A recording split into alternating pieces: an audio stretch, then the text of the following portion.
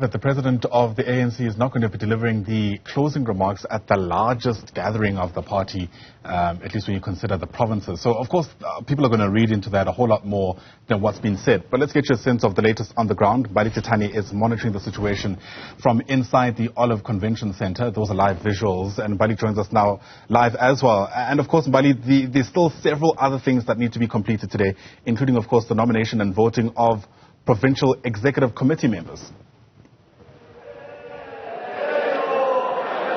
That's certainly right, Ayanda. Of course, as you can see, that this third day for the conference in KZN is expected to get underway at any moment now. And as you can see, that these delegates have already made their way in here. Of course, this conference is meant to go ahead with much more today. I understand that it will then be dealing with strategy and tactics commission, and of course after that they will then be dealing with organizational renewal. But you are certainly right, we were expecting President Cyril Ramaphosa to come and address and close off this conference, but unfortunately we are told earlier on that unfortunately he will not be here today.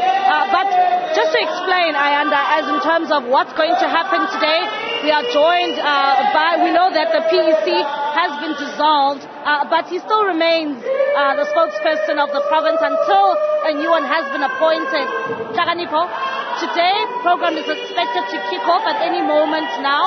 What can we expect in terms of the program outlining today? We'll finalize the presentation on the strategy and tactics by Comrade David Masondo. It will be followed by the presentation on organizational renewal by Comrade Nomvula Monkonyane. In between that, the elections agents will be coming in to do the nominations for the additional members. Then from there we'll be breaking for the commissions. The voting will take place during the commissions, then the chairperson will close thereafter of the province. As the ANC in KZN, you must be quite pleased with yourself that you are able to finish off the business of the day, seeing your top five being voted in on your second day, allowing you now to pave the way forward to seeing your PEC being elected today.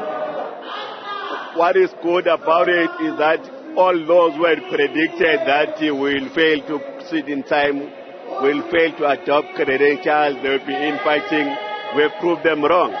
Because we understood our responsibility. We understood the task at hand, that more than anything, we must focus on renewing the ANC, but work on uniting the ANC, not only in this province as we move forward. We are one of the biggest provinces in the ANC, so we've got a bigger responsibility in ensuring that the values and the traditions of the organization can't be crippled in our hands.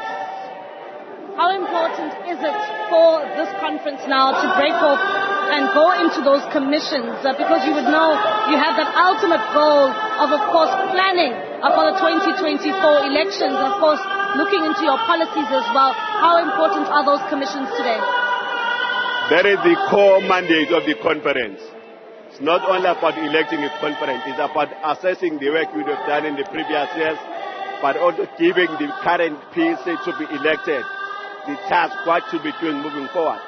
So it's very important that in the next few hours we must make time to ensure that whether for 2 hours or 3 hours, but those commissions must sit so that the incoming PEC has got a mandate from the branches and the structures on the immediate task and the responsibilities as we prepare for the policy conference, the National Congress in December, and more so for 2024 general elections. What is the sentiment from some of your members who were expecting the president of the ANC to close off this conference? Earlier on, hearing from the chairperson saying that the president has other engagements. I mean, this is the biggest ANC region when it comes to the membership of the ANC. What is the sentiment coming out from your members? Well, comrades are disappointed because they had expected the president to come and do his closing remarks on the conference. But unfortunately, if we get information from the national office that other responsibilities are taking him not to be able to come, it's something beyond our control. But it would have been in the best interest of the ANC and the membership, because we must close this perception that KZN is going to be a no-go area for any leader. Any leader of the ANC currently elected is respected and welcome in this province, and they're going to do ANC work up until the next conference elect a new person. If the president is still president of the ANC, he will continue to work here. He even campaigned during the local government election, and he was welcomed by the thousands of the supporters of the ANC. So we don't understand what has been the issue for some saying that when he comes in, he will be good. I saw some few individuals outside organizing for a certain fellow that they're going to be booing the president. For what they can clarify for themselves next. Thank you very much. Of course, that is Thethani.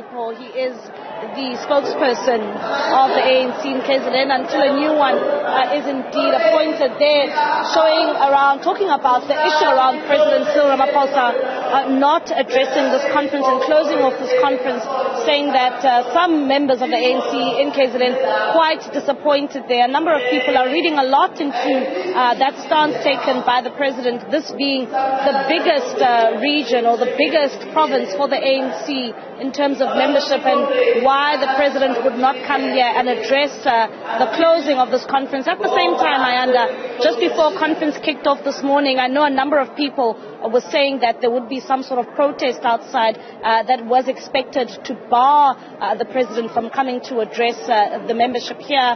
And one would read in fact, and say that maybe these were some of the reasons why the president has opted not to come and address this conference. But hearing from the newly elected chairperson a bit earlier on, saying that unfortunately the president has other commitments that he needs to attend to. But this conference was indeed expecting him to come here and show support for this conference, and also the leadership that has been elected here. I know that a number of the sentiments coming out saying that the grouping of that ANC leadership that won at this conference is, one would say that it's not one that really supports President Cyril Ramaphosa, because they were under the faction of the Taliban, and you know that the Ankole grouping was indeed seen as the ones supporting the president of the ANC. But you heard there from Thethani saying that even during the local government elections, they were indeed campaigning and showing support for President Cyril Ramaphosa. But I must say that now the conference here is expected to close off and be in a closed session when they deal with strategy and tactics and organizational renewal. So the media will not, unfortunately, be allowed to cover that. Yeah, very interesting, by the way, to hear Thethani van Ntombela saying it's actually not in the best interest of the party for Cyril Ramaphosa not to necessarily give those closing remarks, because he concedes that there are already perceptions that there are no-go zones for certain leaders within the party. And it appears, the insinuation is that he also acknowledges that people out there see KZN as a no-go zone for someone like Cyril Ramaphosa, given the dynamics there. But for now, Mbali, Thethani, thanks very much indeed for that. I imagine there's going to be a lot to be said around this about turn, as it were, because it is. Initially, we were told by Paul Mashatile, who's the acting Secretary General, the Treasurer, the acting Deputy Secretary General as well, that Ramaphosa will in fact deliver some kind of closing remarks. Sihle Zikalala then loses this conference, at least the chairman's position. Sihle Zikalala is seen as Ramaphosa leaning, and suddenly we get a message about prior commitments that the president had. So I guess you'll make of that what you will. We'll keep watching that conference as it wraps up today.